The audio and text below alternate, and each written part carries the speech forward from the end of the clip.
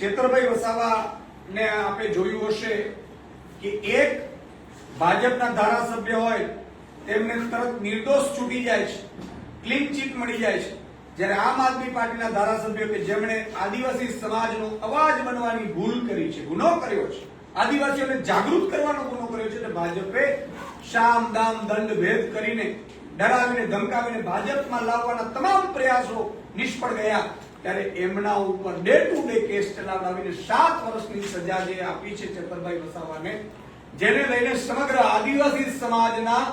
યુવાનો, મહિલાઓ, માતા બેન, દીકરીઓમાં તો વિરોધ છે જ ભાજપને લઈને, પણ આખા ગુજરાતમાં એનો વિરોધ છે,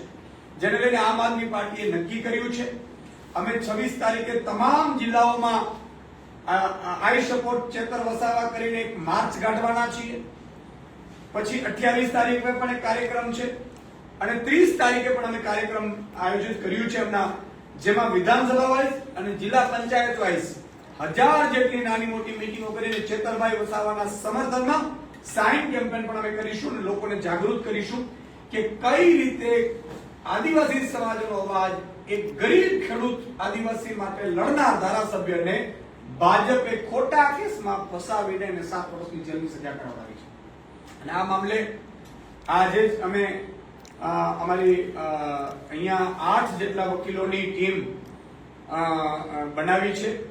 જેમાં દિલ્હી લેવલથી પણ છે અને ગુજરાત લેવલથી પણ સારા નામાંકિત વકીલો છે, જે હાઈકોર્ટમાં આગામી 2 થી 3 દિવસની અંદર આ કેસમાં અમે અપીલમાં જવાના છીએ અને આ મામલે અમારે હાઈકોર્ટ અને સુપ્રીમ કોર્ટ સુધી પણ લડવાનું થશે. તો ચેતરભાઈ અને સાથી મિત્રો માટે આમ આદમી પાર્ટી સુપ્રીમ કોર્ટ સુધી લડવા માટે તૈયાર છે.